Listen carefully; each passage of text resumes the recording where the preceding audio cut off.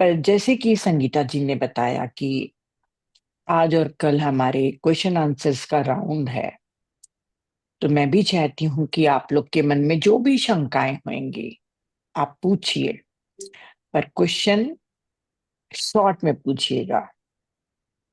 और अगर आप अपना एक्सपीरियंस भी बताना चाहते हैं, जो आपको ये 11 दिन के दौरान हुआ है, वो भी आप बता सकते हैं।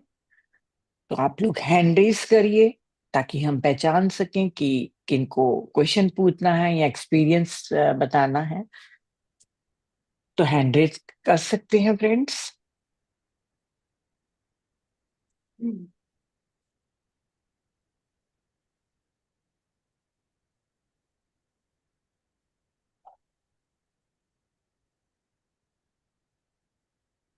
यस निर्मल जी।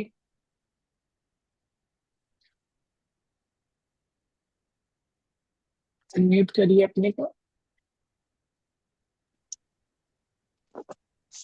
ਹਾਂਜੀ ਮੈਨੂੰ ਮੈਨੂੰ ਤਾਂ ਜ਼ਿਆਦਾ ਹਜੇ ਐਕਸਪੀਰੀਅੰਸ ਨਹੀਂ ਹੋਇਆਗਾ ਕਿਉਂਕਿ ਮੈਂ ਧਿਆਨ ਤੇ ਤਾਂ ਬਹੁਤ ਬਹਿਨੀ ਆ ਟਾਈਮ ਜਿੰਨਾ ਵੀ ਲੱਗਦਾ ਮੈਂ ਦਿੰਨੀ ਆ ਪਰ ਮੈਨੂੰ ਹਜੇ ਜ਼ਿਆਦਾ ਕੁਝ ਪਤਾ ਨਹੀਂ ਲੱਗ ਰਿਹਾਗਾ ਮੈਂ ਤੁਹਾਡੇ ਨਾਲ ਮੈਂ ਬਹੁਤ ਹੈਪੀ ਆ ਤੁਹਾਡੇ ਨਾਲ ਸਾਰਿਆਂ ਨਾਲ ਮੈਡੀਟੇਸ਼ਨ ਕਰਕੇ पर ਮੈਨੂੰ ਹਜੇ ਕੁਝ ਪਤਾ ਨਹੀਂ ਲੱਗ ਰਿਹਾਗਾ ਅੱਗੇ ਅੱਗੇ ਕਿੱਦਾਂ ਜਾਣਾ तो आप ये बताओ निर्मल जी कि आप जब आंख बंद करते हो तो आपको खुशी तो मिलती है ना? अच्छा लगता है? ਹਾਂਜੀ ਅੱਛਾ ਲੱਗਦਾ हम्म। ਅੱਛਾ ਲੱਗਦਾ ਮੈਨੂੰ ਹੁਣ ਏਦਾਂ ਲੱਗਦਾ ਵੀ ਮੈਂ ਕਿਸੇ ਨਾਲ ਕੋਈ ਗੱਲ ਵੀ ਨਾ ਕਰਾਂ ਕਿਸੇ ਨੂੰ ਫੋਨ ਵੀ ਨਾ ਕਰਾਂ ਸਿਰਫ ਤੇ ਸਿਰਫ ਮੈਡੀਟੇਸ਼ਨ ਨਾਲ ਅਟੈਚ ਰਵਾਂ ਜਾਂ ਵੀ ਗੁਰਬਾਣੀ ਸੁਣਾ ਜਿਵੇਂ ਭਗਵਤ ਗੀਤਾ ਸੁਣਾ ਇਹ ਮੁਝੇ ਅੱਛਾ ਲੱਗਦਾ ਹੁਣ ਬਹੁਤ ਅੱਛਾ हम्म। ਲੱਗਦਾ ਕਿਉਂਕਿ ਮੈਂ ਮੈਡੀਟੇਸ਼ਨ ਤੋਂ ਬਹੁਤ ਟਾਈਮ ਤੋਂ ਕਰ ਰਹੀ ਹਾਂ ਪਰ ਜੋ ਜ਼ਿਆਦਾ ਜੁੜ ਸਕੀ ਰਾਤ ਨੂੰ ਵੀ ਬਹਿਨੀ ਆ ਤੜਕੇ ਸਵੇਰ 2 ਵਜੇ ਜਾਗ ਆ ਜੇ 1 ਵਜੇ 1:30 ਵਜੇ ਜਿੱਧਰੇ ਵਜੇ ਵੀ ਜਾਗ ਆ ਜੇ हम्म। ਬੈਠਦੀ ਆ ਬੈੱਡ ਛੱਡ ਦਿੰਨੀ ਆ ਬਸ ਫਿਰ ਮੇਰਾ ਬਸ ਇਹੀ ਕੰਮ ਹੈ ਪਰ ਮੈਂ ਅਜੇ हम्म। ਬਹੁਤ ਡੂੰਘਾਈ ਤੱਕ ਜਾਣਾ ਚਾਹੁੰਦੀ ਆ ਪਤਾ ਨਹੀਂ ਮੈਨੂੰ ਕਿਉਂ ਹੁਣ ਇੰਨੀ ਅਟੈਚਮੈਂਟ ਹੈ ਨਾ ਵੀ ਮੈਨੂੰ ਐ ਲੱਗਦਾ ਵੀ ਮੈਨੂੰ ਕੁਛ ਨਾ ਕੁਛ ਅੰਦਰੋਂ ਫੀਲ ਹੋਵੇ ਕੁਛ ਨਾ ਕੁਛ ਅੱਗੇ ਜਾਵਾਂ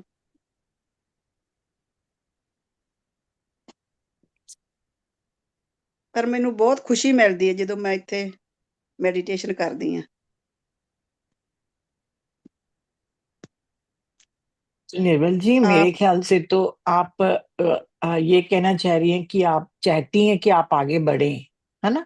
हाँ जी हाँ जी हाँ, तो आप आगे तो बढ़ रही हैं। ये कोई रोड नहीं है कि हमारे पास माइलस्टोन के वो नंबर्स आएंगे और हम पहचानेंगे। जब आप हम्म अपने अंदर खुश रहने लग जाते हो, शांत रहने लग जाते हो, आपको देखने का नजरिया बदलने लग जाता है, तो निर्मल जी वही साइन है कि आप आगे बढ़ रहे हैं। अगर हाँ जी मेडिटेशन के बाद चिड़चिड़ापन ज्यादा हो, वैसा ही स्वभाव हो, तब भगवान बुद्ध कहते हैं कि समझना कहीं चूक हो रही है। पर आप तो अच्छा ही अच्छा महसूस कर रही हैं। हाँ जी ਹੁਣ ਜਿਵੇਂ ਕਿਸੇ ਦੇ ਵਿੱਚ ਕੋਈ ਨੈਗੇਟਿਵਿਟੀ ਵੀ ਗੱਲ ਕਰਦਾ ਤੇ ਮੈਨੂੰ ਉਹਦੇ ਵਿੱਚੋਂ ਵੀ ਪੋਜ਼ਿਟਿਵਿਟੀ ਕੱਢਣ ਦੀ ਮੈਂ ਕੋਸ਼ਿਸ਼ ਕਰਦੀ ਹਾਂ ਵੀ ਇਹਦਾ ਅਰਥ हम्म, ਪੋਜ਼ਿਟਿਵ ਵੀ ਹੋ सकता है हम्म। तो यही है, सकारात्मक आप बनते हैं, खुश रहते हैं, और आप ज्यादा से ज्यादा करना चाह रहे हैं, मतलब आप आगे बढ़ रहे हैं, है ना? जरूरी नहीं है कि आप आपको बाहरी तौर पे वो दिखे। ये अंदर की यात्रा है, तो अंदर में परिवर्तन जब होता है तभी वो आपकी सफलता है और आपकी बढ़ना है। हाँ जी मैं ਹੋਰ ਵੀ ਇੱਕ ਤੁਹਾਨੂੰ ਰਿਕੁਐਸਟ ਕਰਨਾ ਚਾਹੁੰਦੀ ਹਾਂ ਪਰ ਮੈਂ ਰੈਗੂਲਰ ਇਹ ਮੈਡੀਟੇਸ਼ਨ ਕਰਨਾ ਚਾਹੁੰਦੀ ਹਾਂ ਜਿਵੇਂ ਕਿ ਤੁਹਾਡੀ 29 ਦਿਨ ਦੀ ਕਲਾਸ ਹੈ ਮੈਂ ਇਸ ਤੋਂ ਅੱਗੇ ਵੀ ਤੁਹਾਡੇ ਨਾਲ ਇਸ ਗਰੁੱਪ ਦੇ ਵਿੱਚ ਐਡ ਹੋਣਾ ਚਾਹੁੰਦੀ ਹਾਂ ਵੀ ਅੱਗੇ ਵੀ ਮੇਰੀ ਮੈਡੀਟੇਸ਼ਨ ਚੱਲਦੀ ਰਹੇ ਕਿਉਂਕਿ ਹੁਣ ਮੈਨੂੰ ਇਹ ਹੁੰਦਾ ਵੀ ਜਦੋਂ ਇੱਥੋਂ ਦੇ 11 ਵੱਜਣਗੇ ਤੇ ਉਦੋਂ ਮੈਂ ਪੌਣੇ 11 ਵਜੇ ਬੈਠ ਜਾਂਦੀ ਹਾਂ हम्म। तो रेगुलर क्लासेस होती रहेंगी निर्मल जी आगे। बिल्कुल। हाँ ये 29 डेज के बाद हमारा एक वृंदावन में प्रोग्राम है। हाँ जी। 3 दिन का प्रोग्राम रहेगा, वो भी लाइव टेलीकास्ट होगा मॉर्निंग में। और उसके बाद फिर हम बिल्कुल फिर से कंटिन्यू करेंगे क्लासेस को। Thank you, thank you, thank you. Okay. हाँ जी। तो चलो, बहुत थैंक यू बढ़िया जी। है आपकी जर्नी। बहुत बहुत अच्छी चल रही है आपकी जर्नी। बहुत बढ़िया है। अवेयरनेस शुरू हो गई है कि अब फोन करने का मन नहीं करता, है ना? और नहीं करदा। हाँ, तो बहुत बढ़िया है। Thank you. Thank you ji. Yes Rajesh जी।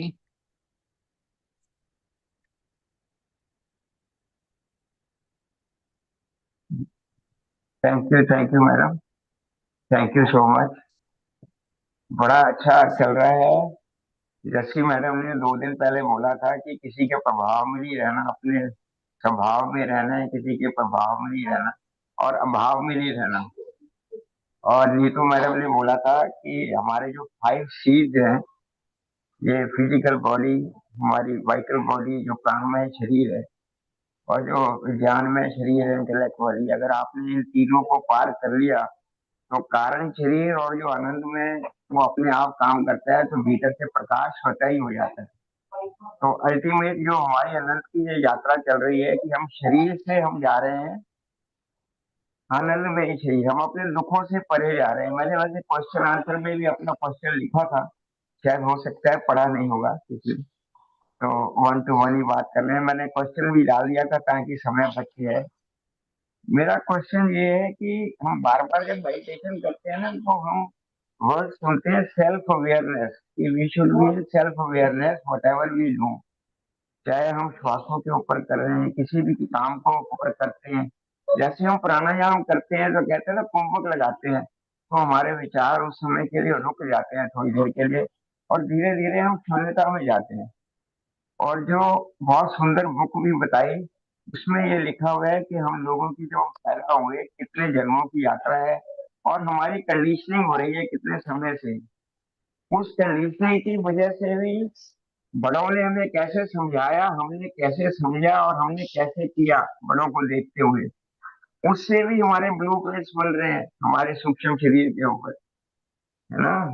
तो सूक्ष्म शरीर के ऊपर जो हमने बात कर रहे हैं कि सूक्ष्म शरीर से ही हमारे जो शरीर के ऊपर बीमारियां जैसे आती हैं, हमको जाने अनजाने में पता ही नहीं है कि हम राइट कर रहे हैं कि रॉन्ग कर रहे हैं। तो अभी पीछे जब मेडिटेशन के बारे में गीता जी ने बताया था कि हमको रॉन्ग और राइट के बारे में पता लगने लग जाता है कि क्या राइट है क्या रॉन्ग है, वो मेडिटेशन में आने के बाद पता लगता है हमको। तो मेरा ये क्वेश्चन है कि जब हम सेल्फ अवेयरनेस में रहते हैं तो हमारी गलतियां कम होंगी, क्योंकि अगर हम थोड़ा सा पॉज लेके काम करेंगे कि ये सही है या ये गलत है, अगर हमारे ब्लूप्रिंट्स फर्दर नहीं बनेंगे तो हमारे आने वाले पीरियड के अंदर हमारा जो हमें बीमारियां नहीं लगेंगी शरीर की। और ये कितनी जन्म जन्मांतरों की यात्रा है, पता नहीं कब से क्या क्या किया है, याद भी नहीं है तो कुछ भी। इसी जन्म का याद नहीं तो पिछले जन्मों की तो बहुत बड़ी बात है। बार बार पैदा हो रहे हैं, बार बार मर रहे हैं, बार बार नया रोल मिल रहा है। तो क्या मेडिटेशन करने से हम पिछले जन्मों के जो कर्म है जो हमें याद भी नहीं, और उनकी वजह से भी हमारे शरीर के ऊपर जो बीमारियां आ रही हैं, तो क्या मेडिटेशन करने से क्या वो भी क्लियर हो सकती हैं क्या? हम कितना हम उसको, जिसको कि हम जैसे कहते हैं कि जैसे हेरिडिटरी हो गई, किसी को शुगर हो गई, किसी को कोई प्रॉब्लम हो गई, पेरेंट्स से हो जाती है ना? पेरेंट्स से भी हो जाती है, पिछले जन्मों के कर्मों से भी हो जाती है। तो क्या हम उनको भी हम दुरुस्त कर सकते हैं मेडिटेशन करते हैं? कामनेस तो जरूर आती है बीच में, बीच में जब हम मेडिटेशन करते हैं तो बड़ी कामनेस आ जाती है, थॉटलेस स्टेट हो जाती है। और ये भी पता है कि जैसे हम श्वासों को रोकते हैं करते हैं तो हमारी कई बीमारियां हम शारीरिक रूप से भी महसूस करते हैं, हल्कापन महसूस करते हैं। क्या हम इसको अगर हम बढ़ाएंगे इसको, तो हमारे पिछले टाइम के जो हमारे संचित कर्म हैं, जो हमसे जो गलतियां हो रही हैं, क्या वो भी ठीक हो सकती है? ये मैं जानना चाहता हूँ। हम्म। आ, देखिए, मतलब एक बहुत साधारण सी बात समझनी है कि जैसे हम, एग्जाम्पल है कि जैसे मान लो हम झूठ बोलते हैं, ठीक है, और हमारे अंदर से एक आवाज आती है कि हमें अब झूठ नहीं बोलना है ना। तो ये एक तरक्की है, तरक्की हो गई।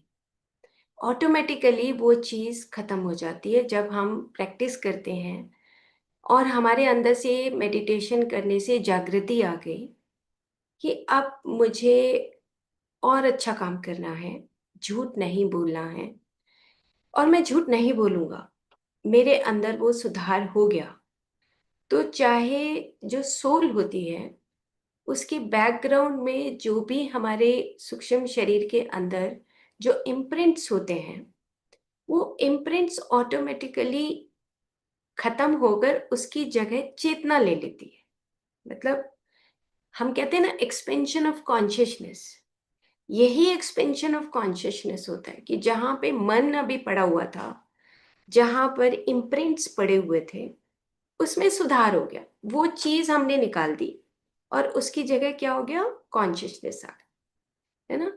तो हम हर लाइफ में, हर जन्म में, हर तमोगुण की जो हमारी अ, जन्म है, हर तमोगुण के जन्म, हर रजोगुण के जन्म, हर सतोगुण के जन्म, ये जो हमारे जन्म होते हैं, बार बार हम ये शरीर का आवरण डालते हैं, ये सिर्फ सुधार के लिए डालते हैं। उसमें वो पीछे जो गुण और अवगुण जो पड़े हुए होते हैं वो 1 to 1 करके निकलते जाते हैं। जैसे जैसे हम ध्यान करेंगे वैसे वैसे हमारी चेतना का विकास होगा। चेतना का मतलब कि इस शरीर के अंदर जो आत्म तत्व है उसका विकास हो, और जो कुछ मन के अंदर या हमारे उस कारण शरीर में जो भी कुछ पड़ा होता है वो धीरे धीरे करके जाता है।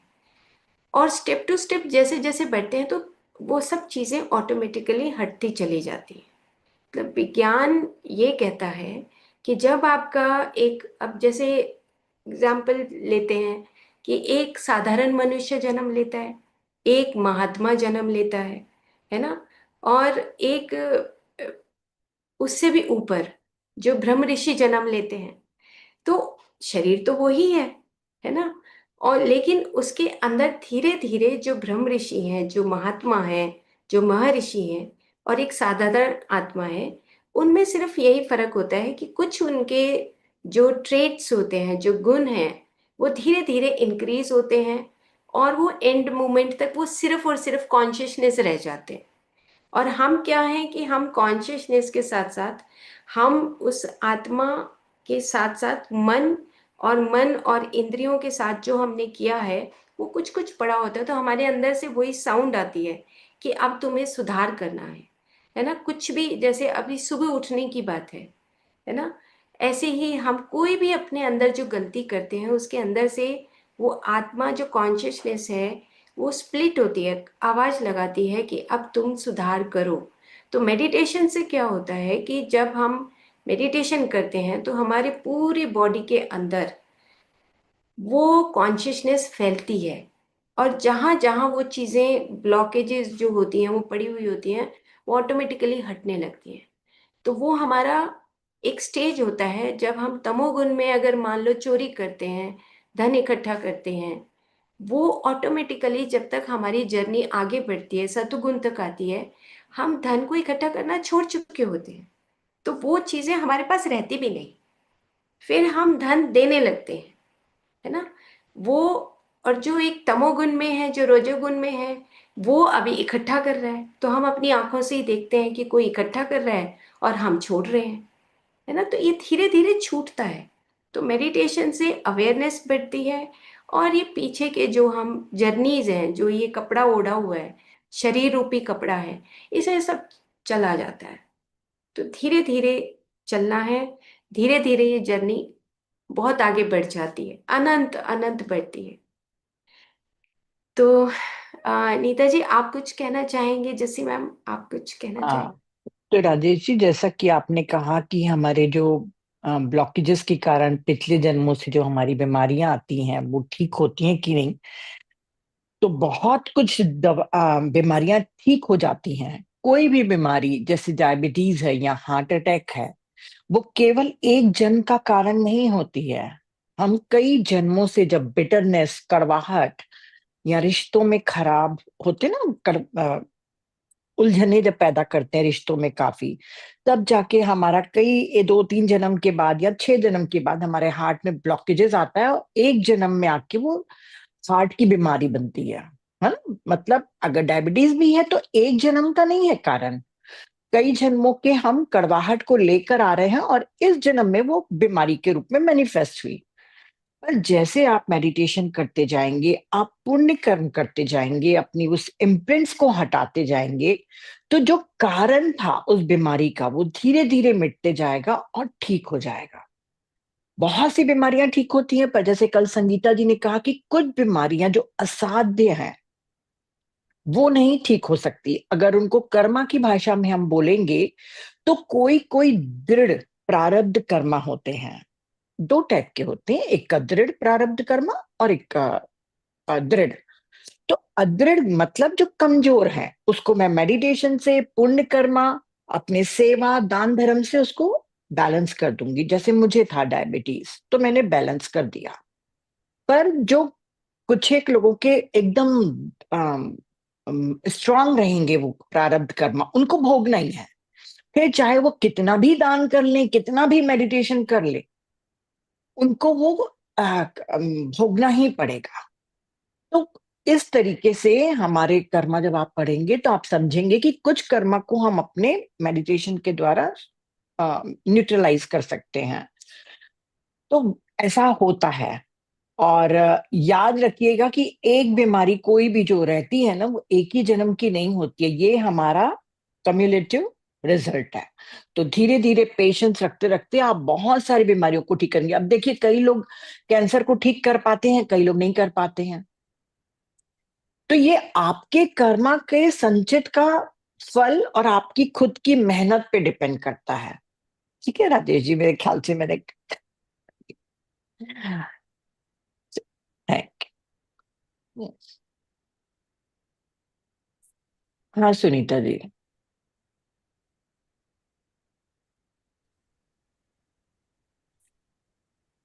Happy birthday ma'am. हाँ जी, थैंक यू। बस आप जागृत करने आए हैं, हम लोग तो सोए हुए हैं। और मैं पहले भी आपके साथ जन्मदिन वाले दिन जुड़ी थी। भगवान करे बस आपका और हमारा ऐसा ही कनेक्शन बना रहे। तो मैंने नोट किए हुए हैं जो मेरे डाउट्स हैं। एक तो सुबह हमारी जैसे नींद जल्दी खुल जाती है, चाहे कितने ही बजे सोएं। तो क्या हम बेड पे ही बैठ के कर सकते हैं ध्यान? ऐसे नहीं बैठेंगे तो ज्यादा अच्छा होगा, क्योंकि क्या होता है कि हमारे पूरे शरीर की सेल्स की मेमोरी होती है ना। जैसे हम्म। हम किचन में जाते हैं तो वो हमारा कर्म क्षेत्र है, हम काम करते हैं। जब हमारा बिस्तर है तो वहां पे हम जाते हैं और हम सोते हैं। तो हम्म। जहां पे सोते हैं वहां जब आप मेडिटेशन करेंगे तो आप थोड़ी देर के बाद खुद ही नींद में चले जाएंगे।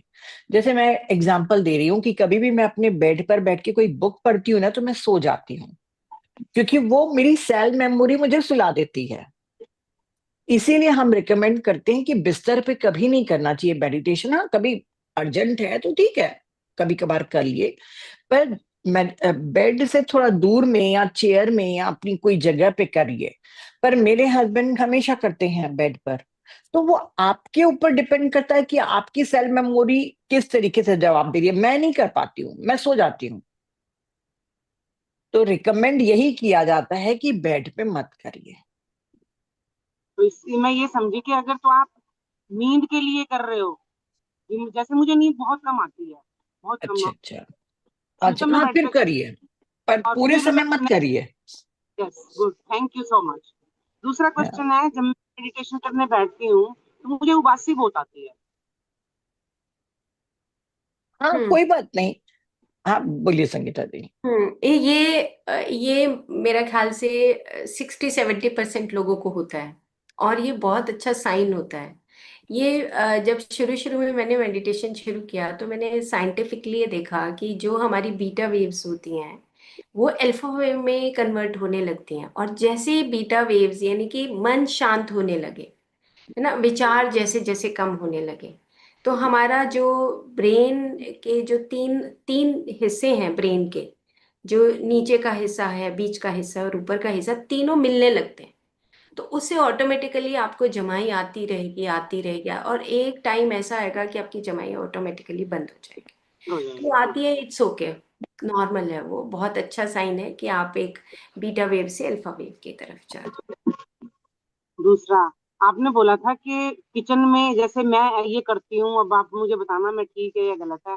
हम तो किचन में भी अपना फोन ले जाते हैं, वहां शब्द भजन कुछ लगा के तब हम खाना बनाना शुरू करते हैं, मतलब बनाती रहती हूँ।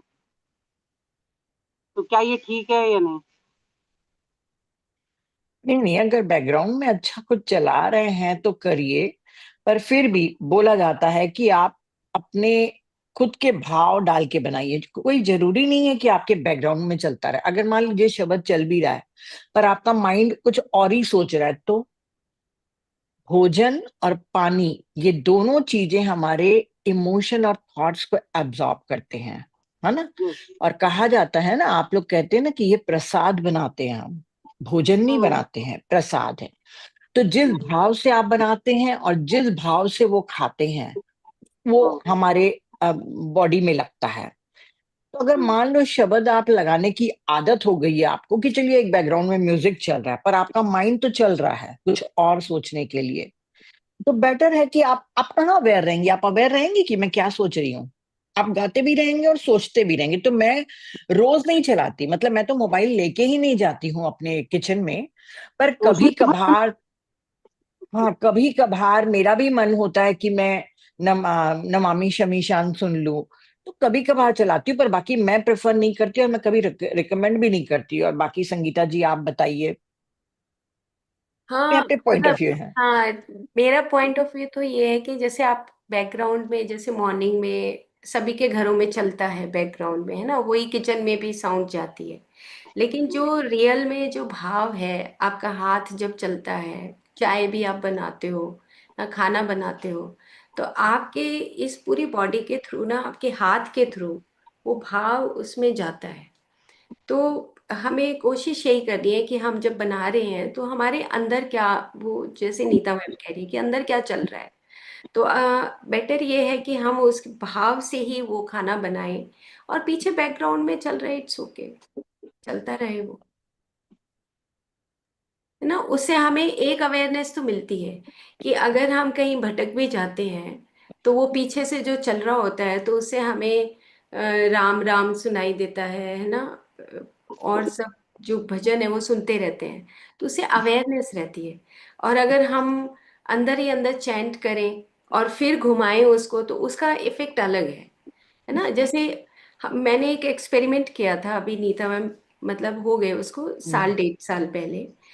मेरे को एक शौक सा चढ़ा कि ना, मैं एक पुस्तक पढ़ रही थी उस वक्त कि चैंट करने से पानी के अंदर वाइब्रेशंस कैसे जाती हैं।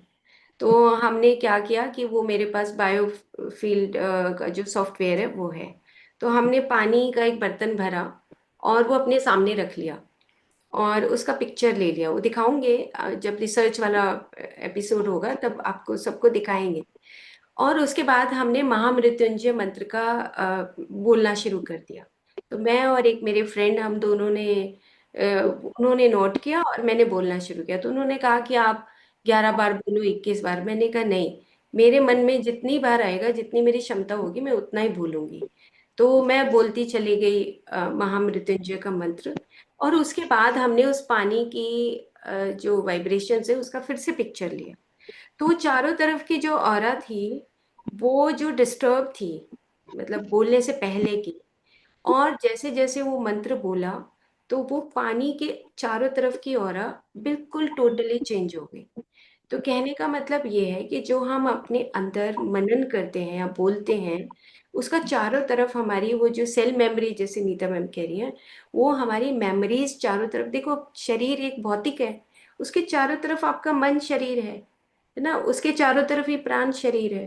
तो वो जो है चारों तरफ जो वाइब्रेशंस हैं वो हमारी ही वाइब्रेशंस रहती हैं, और अगर हम चेंट करते हैं तो वो सिस्टमेटिकली होने लगती है। तो इसके ऊपर एक रिसर्च मैंने देखी थी कि हम जो ये फिबोनाकी सीरीज आती है, तो फिबोनाकी जो होता है, मतलब वो एक सीरीज में हम आगे बढ़ते हैं, एक सीरीज है। जैसे प्रकृति पूरा एक मैथमेटिक्स रखती है कि जहाँ पे हमारी तो बुद्धि है ही नहीं ना, इतनी छोटी सी निन्नी सी बुद्धि है।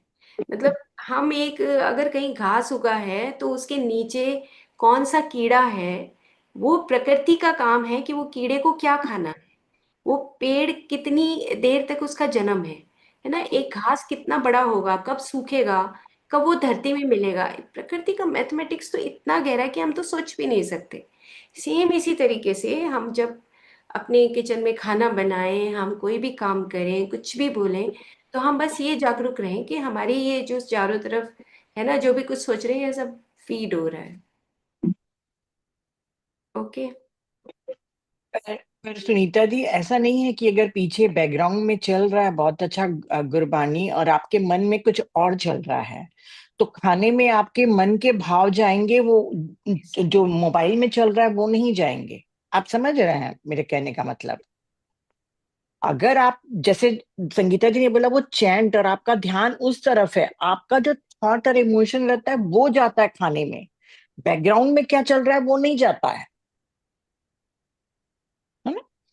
एक चीज और है, इसी के साथ जब ये एक्सपेरिमेंट हो रहा था तो उसमें ये बताया गया है कि जैसे अभी म्यूजिक के ऊपर ही हम बात करते हैं, थोड़ी सी ये चर्चा हो गई, तो हम लोग कई महीने तक ये एक्सपेरिमेंट करते रहे कि जो पानी, अगर हम साइलेंस में भी हैं तो भी क्या पानी में परिवर्तन आता है।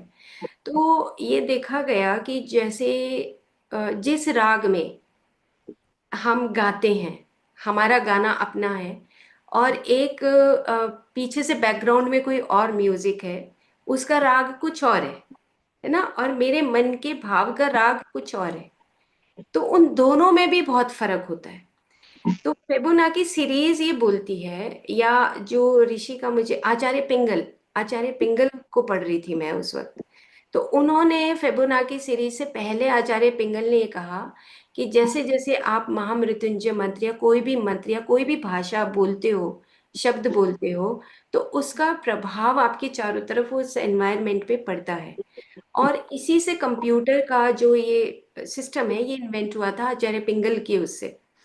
तो वो ही बोलते हैं कि जैसे जहाँ पे हम बोलते हैं ओम त्र्यंबकम, म खत्म हो गया, लेकिन अगर हम कहीं म्यूजिक में ऐसा सुनते हैं, म को लंबा लेके जाते हैं, है ना, तो वो वाइब्रेशन और दूसरी तरह की वाइब्रेशंस बनती है। तो हम कहीं पे कोई राग सुनते हैं, कहीं पर कोई, तो सेम यही अगर हम घर में अपनी तरफ से गुनगुनाएं, अपनी उससे राम राम बोलें, तो हमारी अपनी वो राग और वाइब्रेशंस उत्पन्न होती हैं। तो उसमें और उसमें बहुत फर्क होता है, दोनों में। तो ओवरऑल कंक्लूजन ये है कि पीछे से अगर म्यूजिक चल रहा है तो आप उसको चला सकते हैं, लेकिन अपने मन के भाव को हम बिल्कुल प्योरीफाई करके शुद्ध भाव से खाना बनाएं। Okay Sunita ji. Thank you. Hmm yes Jai. Hmm. Question और है, पूछ सकती हूँ? सुनीता जी, हाँ पूछिए। हाँ जी मैम, मेरा क्वेश्चन ये था कि हम शरीर के लिए, एक स्थूल शरीर के लिए तो हम खान पान से सुधार लाएं या इनसे लाएं, प्राण शरीर पे हम अपना मेडिटेशन से हम सुधार लाने की कोशिश कर रहे हैं, तो जाएंगे तो हम स्थूल शरीर के ही थ्रू ना। फर्स्ट फर्स्ट सीढ़ी तो हमारी स्थूल शरीर हुई, क्योंकि स्थिर शरीर स्थिर होगा तभी हम इस मन से, शरीर से कुछ आगे चल पाएंगे। तो इसके लिए हमारी एक प्लीज ऐसी दिनचर्या बना दीजिए कि हमें कितना टाइम तो ये करना चाहिए, कितना टाइम ये करना चाहिए। जैसे शरीर के ऊपर हमें मालिश करनी चाहिए। संगीता जी ने पहले भी, मैंने इनकी सीरीज देखी थी कि अपने इस शरीर, ये मंदिर है हमारा जैसे आप बोलती हैं, इसके मेडिटेशन, जैसे मेरा तो मन करता है मैं अलग अलग जगह से सुनती हूँ, प्लीज मेरा क्वेश्चन आप, क्योंकि मैंने गुरु मंत्र भी लिया हुआ है, समझने की कोशिश करना। तो कई बार तो मेरा गुरु मंत्र चलता है, जब मैं बैठती हूँ मेरा बोलने का मन नहीं करता, बस चुपचाप सुनने का मन करता है अंदर से। आंखें मेरी बंद होती हैं और मेरा मुझे बोलना नहीं अच्छा लगता, चाहे वो उनका उच्चारण हो चाहे कुछ भी हो। और तो वो मतलब मैं अलग अलग जगह से मैं सुन रही हूँ, तो क्या मैं भटक रही हूँ या ठीक कर रही हूँ या गलत, वो मेरा क्वेश्चन। बिल्कुल सुनो आप, जहाँ आपका दिल ठहरता है वहां पे आप बिल्कुल सुनिए, और अलग अलग तरह का जो राइट स्पिरिचुअल नॉलेज है वो जरूर लीजिए, है ना, वो जरूरी है। पत्री सर तो हमेशा कहते थे 360 डिग्री का ज्ञान जरूरी है हम सब लोगों के लिए। तो आपको जहां आपका दिल ठहरता है, जितनी देर ठहरता है, वो जरूर करिए आप। और आपको लगता है कि ये ऑथेंटिक है, शास्त्र सम्मत है, तो आप उसमें डीपली, जैसे भगवत गीता है, या आप कहीं किसी को सुनते हो, जैसे हम प्रेमानंद जी को कभी कभी सुनते हैं, मस्कीन जी को सुनते हैं, है ना, ऐसे अ, गुरु ग्रंथ साहब को सुनते हैं। तो ऐसे आप सुनिए, और उससे अ, हमारा अनुभव क्या होता है, हम अपने उस खून में उतारना क्या चाहते हैं, मतलब सुनकर उसको डाइजेस्ट करना है ना। थोड़ा सुनो और उसको डाइजेस्ट करो, दिन भर मनन करो कि क्या मेरे में ये परिवर्तन आ रहा है, क्या मैं उस आत्म तत्व भाव के अंदर उस चीज को सुनकर मैं अमल में ला रही हूँ। अगर मैं ला रही हूँ तो ठीक है, नहीं तो फिर से सुनो वही चीज। आगे भागने की जरूरत नहीं है। एक बस, जैसे हम बोलते हैं आनापान सती, अब एक ही बस यही शब्द काफी है अगर हमें, अगर अंडरस्टैंड करें तो। लेकिन अगर हम अलग अलग तरह की विधियां सीखें, यम नियम प्राणायाम, तो ठीक है, उसको भी जान लें। लेकिन अंत में हम उसका कंक्लूजन निकालें, आउटकम निकालें, है ना, कि आउटकम ये निकला कि अब मुझे अपने जीवन में और भी सुधार करना है ना। लेकिन एक्सेस में भी नहीं सुनना चाहिए। हम सोचते हैं कि एक्सेस में सुनने से कुछ हमें बहुत, हमारा ये दिमाग का ना एक लिमिटेड एरिया है, ये नहीं बढ़ सकता ना। उसमें हमें अपने सिद्धांतों को समझना है। प्रकृति के एक सिद्धांत है कि हर माँ के जब प्रेग्नेंट होती है तो उस पता है कि हर माँ एक गर्भवती बनती है, चाहे वो मैं हूँ चाहे कोई दुनिया की कोई भी माँ। तो ये प्रकृति का सिद्धांत हमें समझ आ गया है ना। तो ऐसे ही हम जब ध्यान करते हैं या कोई ऐसी राइट स्पिरिचुअल बुक्स पढ़ते हैं, तो हमें वो सिद्धांत समझ आते हैं प्रकृति के, और फिर हमें बस ऊपर से देखते हैं कि ओके ये सब चल रहा है, ये सब ड्रामा है ना। और उसमें हमें रहते हुए अपने आप को कैसे सुधार की तरफ आगे लेके जाना है, बस इतनी सी बात है। मैम सब कुछ निष्कर्ष निचोड़ एक ही है, तो शब्दों का ही फर्क है। जैसे मैंने एक किताब पढ़ी प्राणाकर्षण, तो उसमें, और जैसे आप बोल रहे हो कि प्राण ऊर्जा, जैसे सुबह आज आपने भी करवाया कि वो ऊर्जा है, एनर्जी है, प्रकाश रूप है, सेम निचोड़ एक ही है। क्योंकि जब हम अलग अलग से मैंने सुना ना, तभी तो मैं ये समझ पाई कि सारा एक ही बात कहते हैं कि भगवान अंदर है, प्राण शरीर है, ये एनर्जी है, उसका नाम कुछ भी दे दो आप। तभी तो बस आपको प्रणाम है जी दिल से, मैं आपको बताऊं, बहुत बहुत बहुत बहुत थैंकफुल हूँ, ग्रेटफुल हूँ। उस डिवाइन एनर्जी ने मुझे ऐसी एनर्जी से कनेक्ट होने का मौका दिया। Thank you so much. Thank you. Thank you Sunita ji. Yes, Jayamala ji. नमस्ते। मैं खुद को बहुत भाग्यशाली मानती हूँ, मैं आप सबके साथ जुड़ गई हूँ। शायद कुछ पुण्य कर्म किया होगा कि आपके साथ जुड़ी हूँ मैं। एक्सपीरियंस बताऊँ तो पहले बहुत विचार आते थे, अभी थोड़े थोड़े कम हो गए हैं। बिल्कुल विचार विचार शून्य तो नहीं है, लेकिन बहुत कम हो गए हैं। बहुत शांति महसूस करती हूँ, पॉजिटिविटी महसूस करती हूँ। लेकिन मुझे दो दो भुए के बीच में बहुत जड़त्व महसूस होता है अभी। आज तो शुरू से ही हो गया था। और विजुलाइजेशन में विजुलाइज नहीं कर पाती हूँ मैं थोड़ा। जब आप बोलते हो अंदर प्रकाश देखो, तो विजुलाइज नहीं कर पाती हूँ। तो क्या इसका कारण क्या हो सकता है? जयमाला जी, कई लोग विजुलाइज नहीं कर सकते हैं, नहीं कर पाते हैं, और इसको जरूरी नहीं है करना, है ना। जी। ये आपके ऊपर है, नहीं करना है तो बिल्कुल मत करिए। मैं कभी नहीं करती, और पहले भी नहीं कभी करती थी। और जो आप थर्ड आई, ये मतलब ये आईब्रो में के बीच में जो बोल रहे हो ना, तो जैसे कि हम सब जानते हैं, थर्ड आई हमारी पीनियल ग्लैंड वो एक्टिवेट होने लग जाती है, क्योंकि वो सबसे ज्यादा एनर्जी को एब्जॉर्ब करती है। तो जब हम कॉस्मिक एनर्जी ले रहे हैं तो वो एब्जॉर्ब कर रही है। तो वहां पे पेन होना, खुजली होना, बहुत अच्छा महसूस होना, ये सब चीजें होगी, ये नॉर्मल है। आप उस तरफ ध्यान मत दीजिए, बस आप मेडिटेशन ही करते जाइए, है ओके, ना। आज तो ऐसा मन कर रहा था कि मेडिटेशन से बाहर निकलूं ही नहीं, करती हाँ। रहूं। हाँ, बहुत बहुत बहुत धन्यवाद, धन्यवाद। Okay, okay. Yes Archana ji. नमस्ते Sangeeta ma'am, Neeta ma'am, Jassi ma'am और सभी ठीक। पार्टिसिपेंट्स को भी हृदय से प्रणाम, धन्यवाद। सबसे पहले तो संगीता मैम आपको बहुत बहुत हार्दिक शुभकामनाएं जन्मदिन की। और मैं हम सब वाकई में बहुत लकी हैं कि आपके साथ जुड़कर इतने सुंदर ध्यान और ज्ञान का लाभ उठा रहे हैं। और इतने सुंदर ढंग से, इतनी सरलता से आप बताते हो। अब ध्यान तो काफी निरंतर समय से चल रहा है, लेकिन फिर भी इस कार्यक्रम के माध्यम से, जो कि अनंत चेतना के माध्यम से आप हमें बता रहे हो कि ध्यान हम क्यों कर रहे हैं और ध्यान से हमारे जीवन में क्या परिवर्तन आता है, इसके पीछे का क्या विज्ञान है। तो बहुत ही मतलब गूढ़ ज्ञान आपने दिया। और नीता मैम का भी जो सेशन था वो भी बहुत ही लाभप्रद था, क्योंकि जब हम ध्यान प्रचार के लिए जाते हैं तो हमें ये चीज समझना बहुत जरूरी है गहराई से। क्योंकि जो ज्ञान हम प्राप्त करते हैं वही ज्ञान हम दूसरों को देते हैं। और हमारे शब्द कितने महत्वपूर्ण हैं वो समझ में आता है, क्योंकि एक शब्द से किसी का पूरा जीवन बदल सकता है।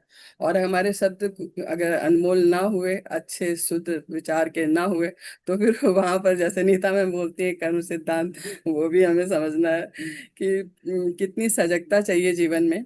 और आप सबके सानिध्य में हम सब बहुत कुछ सीख रहे हैं। और पितामह पत्री सर का मैं ग्रेटिट्यूड करती हूँ हमेशा ही कि सर के साथ जो सीखा वो है, लेकिन आप सबको जो सर ने जो तैयार किया और आपके सबके साथ जो हम प्राप्त कर रहे हैं ये बहुत अनमोल है। क्योंकि जीवन में मैंने बहुत कुछ समझा, जाना। और जस्सी मैम से जो मेरा ध्यान की यात्रा शुरू हुई, और नीता मैम से जो मैंने स्वाध्याय के बारे में सुना, सीखा, और उनके कहने पर मैं जूम जो चला रही हूँ मेडिटेटिव सेल्फ के नाम से। और संगीता मैम, आपकी आपकी फैन तो मैं तब से हूँ जब आप हरियाणा में अपना जूम सेशन चलाते थे। लेकिन बीच में गैप हो गया था तो मन में बड़ी लगती थी कि वो मैम कहाँ चली गई, दिखती नहीं है। लेकिन विज्ञानाचार्य जी का भी धन्यवाद करती हूँ कि उनके मतलब हमें वो मौका मिला कि आपसे मिलने का वहां पर। तो गोविंद मठ का भी बहुत शुक्राना है। और सच में पितामह ने अपने पीछे हम सबको बहुत सारे पत्रिजी दे गए हैं। तो हम सबके माध्यम से बहुत कुछ सीख रहे हैं। और वाकई में जो प्रकाश आप अपने जीवन में सभी के साथ फैला रहे हो, मैं भी चाहती हूँ कि इस तरह से आप सबसे सीख करके हम सब इस प्रकाश को हर एक जगह जन जन तक पहुंचाएं। और इसके लिए शब्द तो बहुत छोटे पड़ेंगे, धन्यवाद भी बहुत छोटा है, लेकिन बस इसी तरह से हम सब जुड़े रहें और जीवन में आगे बढ़ते रहें। जहां भी हमारा डाउट होता है तो आप सबसे पूछने का हमें मौका मिलता है, जानने का, समझने का।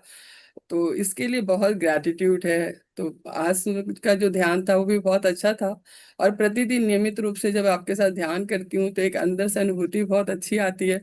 और आज एक चीज मेरे अंदर आ रही थी कि मुझे भी एक बुक लिखनी है। तो मैं नीता मैम को ना ध्यान में याद कर रही थी कि नीता मैम इतना अच्छा बोलती हैं और लिखती हैं स्वाध्याय। क्योंकि नीता मैम की ना हर एक सोल साइंस की वीडियो में सुनती हूँ और काफी प्रेरणादायक है वो। और आज जैसे आप एक रिसर्च के माध्यम से इस सेशन को ले रहे हैं, बता रहे हैं, तो जो विज्ञान है, ये जो सर बोलते थे कि ध्यान एक आध्यात्मिक विज्ञान है, तो विज्ञान के रूप में लोगों को बताने में भी हमें बहुत सुविधा हो रही है। जैसे मैं ध्यान प्रचार के लिए जहां भी जाती हूँ तो कुछ लोगों को अगर नॉर्मल तरीके से हम समझाते हैं, बताते हैं, तो चीजें क्लियर नहीं होती हैं। लेकिन आप इतने सुंदर ढंग से इसको साइंटिफिक वे में लेकर बता रही हैं, तो इसका मैं बहुत ही लाभ भी उठा रही हूँ और दूसरों को भी मैं बता रही हूँ, क्योंकि घर पे भी मैं ध्यान के लिए हमारे लोग आते हैं। तो मुझे ये बहुत अच्छा लग रहा है, और thank you so much, deep gratitude, love you ma'am. और ब्रह्मा विष्णु महेश, आप तीनों लोगों के संपर्क में रहकर हम भी आगे बढ़ रहे हैं, इसके लिए धन्यवाद है। Thank you, thank you, thank you ma'am. Thank you. जसी मैम, आप कुछ कहेंगे? आप थैंक यू अर्चना। आज उनका नेटवर्क थोड़ा सा प्रॉब्लम कर रहा है, तो उन्होंने मुझे लिखा था कि मोबाइल से ही मैं जुड़ी हूँ। Okay. Yes Jassi ma'am. Thank you ji, thank you. बहुत बहुत धन्यवाद सभी पार्टिसिपेंट्स का, बहुत बहुत धन्यवाद कि आप हमें मौका दे रहे हैं।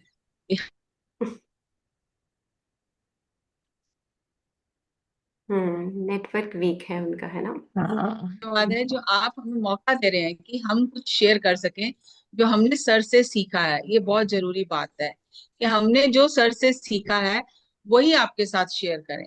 उसमें साइंटिफिक रिसर्च तो एक अलग एक उसका एस्पेक्ट हो गया कि जो आज के समय में रिसर्च हो रही है, और साइंटिफिक रिसर्च को सर भी बहुत लेकर आगे चलते थे कि इसीलिए सर ने कहा कि मैं एक आध्यात्मिक वैज्ञानिक हूँ और आप सभी भी आध्यात्मिक वैज्ञानिक बने। अंधविश्वास से और दूसरों के पीछे चलना वो सर ने हमें सिखाया कि नहीं करना है। हम वैज्ञानिक बने, आध्यात्मिक वैज्ञानिक बने। और यही यहाँ पर आचार्य जी भी साइंटिस्ट हैं, तो वही चीज यहाँ पे भी पक्की होती है कि कुछ भी ऐसे ही नहीं कि किसी ने कह दिया मैंने मान लिया, या किसी के प्रभाव में कि मान लो आज संगीता मैम है, नीता मैम है, या मैं ही हूँ, आपके मन में ये इम्प्रेशन है कि इन्होंने पत्री सर से बहुत कुछ सीखा है, पत्री सर के साथ बहुत टाइम स्पेंड किया है, लेकिन फिर भी आपको आंखें बंद नहीं करनी है कि जो ये बता रही हैं वो बिल्कुल सही है, ऐसा ही है। पत्री सर से जो सीखा हमने अपनी बुद्धि के अनुसार ग्रहण किया है। उन्होंने क्या समझाना चाहा वो वही जानते हैं, लेकिन हमने क्या ले पाए हम, वो हमने अपने पात्र के हिसाब से, अपनी ग्रहणशीलता के हिसाब से लिया है। और जिस तरह से बाकी सबके जीवन में इतने चैलेंजेस आते हैं, तो हमारे भी हैं साथ ही साथ। बैक स्टेज पे क्या क्या होता है आपको नहीं पता, सिर्फ आप सामने चेहरा देख रहे हो, वाह बहुत बढ़िया बोल रहे हैं, तो आप समझ रहे हो इनके तो मजे हैं। मजे सबके एक जैसे ही हैं, खट्टे मीठे कड़वे मजे सबको मिलते हैं, हर तरह की हमें टेस्ट देखने होते हैं।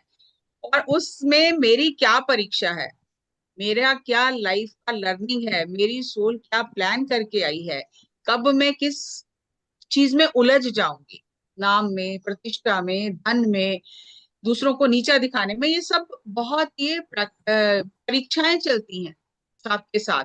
जैसे जैसे आप सीढ़ी चढ़ते हो परीक्षा कठिन होती जाती है। अब 10th के लेवल की जो परीक्षा है वो आगे जाके 12th की नहीं होगी, 12th के लेवल की परीक्षा आगे जाके ग्रेजुएशन में नहीं होगी, और जो पीएचडी कर रहा है उसको कितनी मेहनत करनी है। तो हर एक लेवल पे परीक्षा होती है, जब तक आप परीक्षा पास नहीं करते अगली क्लास में नहीं जा सकते। आप थोड़ा भी कम रहे तो भी नहीं जा सकते।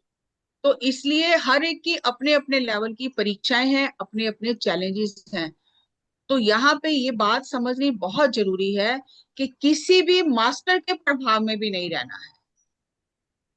आप अपनी अंतरात्मा की आवाज से चलिए।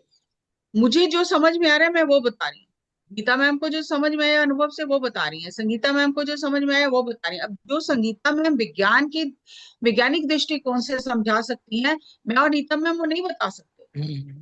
इसलिए हमने इन्हें कहा कि ज्यादा सेशंस आप ही लो, क्योंकि हम भी जानना चाहते हैं ना कि वो ज्यादा स्टडी करती हैं, उन्होंने इसमें पीएचडी किया है, क्वांटम में किया है, तो उनकी नॉलेज हमसे ज्यादा है साइंटिफिकली, तो वो बताती हैं। तो हमें किसी मास्टर के भी प्रभाव में नहीं आना, ये जानना बहुत जरूरी है। क्योंकि हम किसी मास्टर के प्रभाव में बहुत जल्दी बह जाते हैं कि वो तो 30 साल से पत्री सर के साथ है, मतलब उसने सब कुछ सीख लिया। ऐसा नहीं है। तो जितना ज्यादा रहता है ना, कई बार वो बहुत पीछे रह जाता है। जैसे अंधेरे से हमें कुछ दिखाई नहीं देता, अंधेरे में हमें कुछ भी दिखाई नहीं देता, हम कहते हैं कि डार्कनेस है, ब्लाइंडनेस है ये। लेकिन जहां पे लाइट ब्लाइंडनेस होती है कि आप थोड़ी देर सूर्य को देखा आपने, आप अंदर आ जाओ, कमरे में कुछ भी दिखाई नहीं देगा, वो लाइट ब्लाइंडनेस हो जाती है। थोड़ी देर बाद आप सेटल होते हो तब आपको चीजें दिखाई देनी शुरू होती हैं। आप एक्सपेरिमेंट करके देख सकते हो। तो जो लोग गुरु के सानिध्य में ज्यादा रहते हैं, हर समय 24 घंटे पास में है, वो कब वो लाइन क्रॉस कर जाते हैं कि मैं गुरु के सानिध्य में हूँ, गुरु के प्रकाश में हूँ, वो गुरु के प्रकाश को अपना प्रकाश समझ लेते हैं, बस वही गड़बड़ हो जाती है। तो वो लाइट ब्लाइंडनेस हो जाती है। तो आपको लगता है जो मुझे आ रहा है वो बिल्कुल सही है, जो मैं कह रही हूँ वो बिल्कुल सही है, जो मेरे अंदर से आवाज आ रही है वो बिल्कुल सही है। तो आप इतना ज्यादा इसमें उलझ जाते हो अपने आप में कि मुझे बहुत क्लैरिटी है। और सर ने कहा कि ये क्लैरिटी आपका दुश्मन है। अगर आप सर को सुनोगे, 4 वॉरियर ऑफ स्पिरिचुअल पर्सन, तो उसमें 4 ये 4 fear of spiritual warrior, sorry, तो 4 फियर हैं ये। और ये बार बार मास्टर्स परीक्षा लेते हैं कि ये सोल किस लेवल पर अब तैयार हुई है, अब इसको अगली क्लास में जाने देना है या नहीं जाने देना है, तो उसके लिए परीक्षा होगी। तो डर है, रिद्धि सिद्धि है, और ये क्लैरिटी सबसे बड़ा दुश्मन है साथ में, कि मुझे तो बिल्कुल क्लैरिटी है, मैं जो कह रही हूँ बिल्कुल सही है, मेरे अंदर से आवाज आ रही है, लेकिन उस आवाज की ऑथेंटिसिटी भी चेक करनी पड़ेगी कि वो मेरे मन की आवाज है, मेरी आत्मा की आवाज है, उस आवाज के पीछे लोक कल्याण का मकसद है या मुझे फेमस होना है लोगों की नजरों में। बहुत बारीकियां हैं, इसलिए मैं सबसे रिक्वेस्ट करती हूँ कि आप अपने पर ज्यादा भरोसा रखिए। और फिर आपको कुछ भी आ रहा है, तो जैसे हम सज्जन सांगत्य कर रहे हैं, डिस्कस कर रहे हैं कि मुझे ऐसा आ रहा है, क्या ये सही है, एक व्यक्ति से जरूर आप डिस्कस करिए, तो फिर आपको पता चलेगा कि आपका पॉइंट ऑफ व्यू और उसका पॉइंट ऑफ व्यू कहीं अलग अलग तो नहीं है। हम उस पर काम कर सकते हैं। एक बार मैंने ये प्रश्न सर से पूछा था, मेरे साथ ही ऐसा हुआ था कि एक बहुत सीनियर मास्टर थे, मैं बहुत प्रभाव में आ जाती थी। जैसे ही पता चला ये बहुत सीनियर है, सर ने कह दिया ये तो पहुंच गया, ये तो जगत गुरु बन गया, इसका तो थर्ड आई एक्टिवेट हो गया, तो मेरे को लगता था बस इससे बात कर लेती हूँ, इससे मुझे क्लैरिटी मिल जाएगी। तो मैं एक बार उनसे बैठी हुई बात कर रही थी, और उन्होंने मुझे कहा कि मेरे को तेरे लिए ये मैसेज आया है, तो तेरे को ऐसे करना चाहिए। लेकिन वो मैं जिस रास्ते पे चल रही हूँ, जो मैं करना चाह रही हूँ, जो मेरे लाइफ का पर्पज है, उससे वो बिल्कुल उलट था। तो मैंने अंदर ही मुझे लगा कि नहीं, ये तो नहीं हो सकता, ये मैसेज मेरे लिए नहीं हो सकता। तो मैंने उन्हें, बहुत प्रभावित थी उनसे मैं, लेकिन बहुत हिम्मत करके मैंने उन्हें कहा कि आप जो बता रही हैं मेरे लिए मैसेज, अगर ये मैसेज मेरे लिए है तो मास्टर या सर मुझे डायरेक्ट बता सकते हैं, लेकिन सर ने जो मुझे बताया मेरी लाइफ का पर्पस, उससे ही आपका जो मैसेज है मैच नहीं कर रहा, तो मैं तो सर को फॉलो करूंगी। तो सर ने मुझे बताया, तो उन्होंने तुरंत अपनी बात बदली, हाँ हाँ जो तुम्हें सर ने बताया वो ठीक है। फिर मैंने ये सर से डिस्कस किया कि सर ऐसे मान लो मेरे को तो आपने अंदर से गाइड किया तो पता चल गया, ऐसे जो लोग हैं वो आ जाएंगे चक्कर में कि अरे ये सीनियर मास्टर इसको दिख गया, इसकी थर्ड आई है, तो ये तो सही कह रहा है। और जबकि मेरे अंदर से आवाज आ रही है कि मेरे लिए ये नहीं है, मैं ये नहीं कर पाऊं। और अगर मैं पीछे आंखें बंद करके चलती हूँ तो मैं अपनी सोल का पर्पस भूल जाऊं। सर ने कहा कि जैसी मैडम, उन्हें जो दिखा वो सही दिखा, गलत नहीं है, लेकिन आप इस सोल को पता है कि आप क्या करने आए हो और आपको कैसे करना है, वो नहीं जानती हैं। वो गलत नहीं है, लेकिन आप अगर कुछ और उससे हायर पर्पस के लिए काम कर रहे हो तो आपकी आत्मा को पता है। और मास्टर्स का काम होता है बताना, चाहे वो फिजिकल लेवल में हमारे आसपास होते हैं, चाहे वो एस्ट्रल लेवल पे हमारे जो मास्टर्स हैं हमें बताते हैं, उनका काम है हमें गाइड करना। मानना या ना मानना हमारी फ्री विल है, और अगर हम नहीं मानते तो कोई मास्टर नाराज नहीं होता, वो फ्रीडम देते हैं कि आप सीखो। उस बात से नाराज नहीं होते कि आपने मेरी बात क्यों नहीं मानी, वो आपको एक मैसेज देंगे। आपको अगर अंदर से लग रहा है कि नहीं ऐसे मुझे नहीं करना, तो वो फ्रीडम देते हैं आपको। तो इसीलिए ये जो मैंने उस दिन भी लाइन बोली थी, ना किसी के प्रभाव में जियो, ना किसी के अभाव में जियो, ये जिंदगी है आपकी, अपने स्वभाव में जियो। मास्टर्स कभी भी नाराज नहीं होते, कभी आपका बुरा नहीं करते हैं, आप चाहे जो भी करो, उनको मालूम है कि आप सीखने के प्रोसेस में हो। तो आप इस लेवल पे यही जवाब दे सकते हो, इससे ज्यादा जवाब आप दे नहीं सकते हो। तो ये बहुत गहरी बातें हैं, इसलिए प्रभाव में किसी के भी नहीं रहना, चाहे वो कितना भी सीनियर मास्टर है आपके सामने, चाहे वो सारी जिंदगी सर के साथ रहा है, तो भी अपने विवेक से चलना है, क्योंकि ये यात्रा आपकी है, किसी और की नहीं है। तो thank you very much, thank you. Thank thank you. You जैसी मैम, थैंक यू। बहुत बहुत अच्छा आपने बताया कि किसी को भी हमको फॉलो नहीं करना है, मानना नहीं है, जानना है। तो एक और क्वेश्चन है संगीता जी, लें कि कल के कल लिए छोड़ कल दें? लेते हैं, आज काफी हाँ, टाइम हो ऑलरेडी गया। देर हो गई है। हाँ, मैं भी वही अनीता सोच जी, रही थी। हाँ अनीता जी का कल ले लेंगे। हाँ, अनीता तो जी। मैं फ्रेंड्स आप लोग को एक और चीज बोलूंगी कि आप लोग क्वेश्चन तो पूछ रहे हैं, पर हम लोग आपके अनुभव सुनने के लिए उत्सुक हैं। जैसे एक निर्मल जी ने बताया कि उन्हें अच्छा लग रहा है, और भी। तो हम चाहते हैं कि कल अगर आप लोग अपने एक्सपीरियंस भी बताएं तो हमको बहुत खुशी होएगी। और जो भी डाउट्स हैं वो तो आप पूछ ही सकते हैं। यस, यस संगीता जी। बस कल लेते हैं क्वेश्चंस, और जो एक्सपीरियंसेस हैं वो भी कल लेते हैं, आज काफी टाइम हो गया है ना। और मैं सम अप करती हूँ, जो जसी मैम ने जो कहा कि बिल्कुल आपके आपको अपने अंदर की आवाज़ सुननी है ना। मैं हरमन हेसी की बुक जो है सिद्धार्था बुक पढ़ रही थी, तो उनके लास्ट में ये बात लिखी हुई थी, जैसे बुद्धा की पुस्तक है वो, तो उन्होंने कहा एक्सपेरिमेंट ऑन योर सेल्फ ना, आपो दीपो भव, अपना दिया खुद जलाओ। आप सबसे जो चीज लेना चाहते हो, सुनना चाहते हो, करो, लेकिन आपके अंदर से जो आवाज आ रही है आप उसको फॉलो करो। वो आपकी जर्नी है, आपको खुद में फॉलो करना है, खुद की अंदर की आवाज सुनकर, है ना। तो ठीक है, ओके, थैंक में यू। संगीता मैम, आप डायरी लिखने के लिए बोल रहे हो, तो साथ में आज से ये भी नोट करो कि मैं किसके प्रभाव में हूँ। हाँ, ये भी। ये बहुत जरूरी है, क्योंकि हम्म, मैं जब लोगों से बात करती हूँ तो वो किसी ना किसी मास्टर से इतना प्रभावित होते हैं कि वो मान ही नहीं सकते कि ऐसा नहीं, ऐसा हो सकता। तो आप ये जरूर देखो कि हम किसकी एनर्जी में बह रहे हैं, हम किसके प्रभाव में हैं, और वो सही नहीं है प्रभाव में रहना। Thank you.